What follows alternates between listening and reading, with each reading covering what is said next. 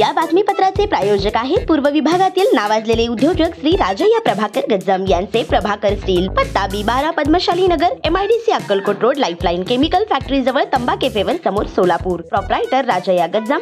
94235912598087. Breaking. वर्षभरात धनंजय मुंडेंचे 3.25 कोटींचे 5 घोटाळे. सामाजिक कार्यकर्त्या अंजली दमानिया यांची आज पत्रकार परिषद पार पडली.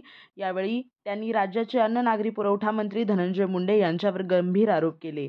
पत्रकार परिषदेत बोलताना दमानिया म्हणाल्या की एक कृषी मंत्री शेतकऱ्यांचे पैसे कसे खातो हे मी पुराव्यानिशी सांगणार असल्याचे सांगत वर्षभराच्या काळात मुंडेंनी 3.25 कोटींचे 5 घोटाळे केल्याचा गंभीर आरोपही दमानिया यांनी मुंडेवर केला.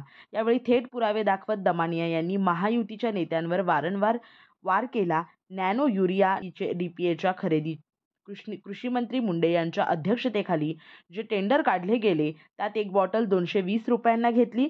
तिची किंमत 92 रुपये होती. घोटाळा 88 कोटींचा आहे. बॅटरी स्प्रेअरवर बोलताना दमानिया म्हणाल्या की तो आताच्या घटकेला 2400 रुपयाला घेतला जातोय तर 2900 रुपयांना विकला जातोय. याचे टेंडर कृषी मंत्र्यांनी काढले ते 3600 रुपयांना आहे. आपले तत्कालीन कृषी मंत्री यांनी किती पटीने गोष्टी खरेदी केल्या ते पहा. 2,36,000 स्पेअर बॅटरी खरेदी केल्या.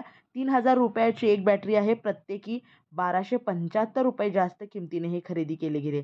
पत्रकार परिषदेमध्ये पुरावे दाखवत दमानिया यांनी मुंडे यांच्यावर गंभीर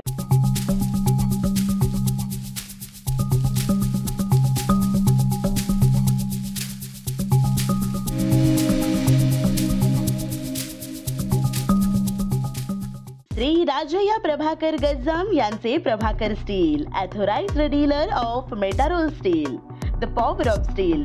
आमच्या येथे structural steel, angle and pipes, channel, बांधकामासाठी लागणारे स्टील व बांधकाम साहित्य योग्य दरात मिळतील.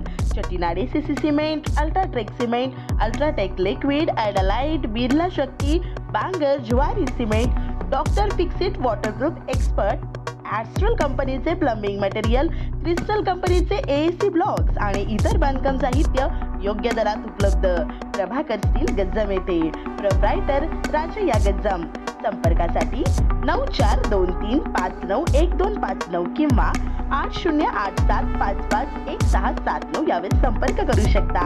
पत्ता B12 पद्मशाली नगर, MIDC Akkalkot road, lifeline chemical factory जवळ, तंबा कॅफेवर समोर, सोलापूर.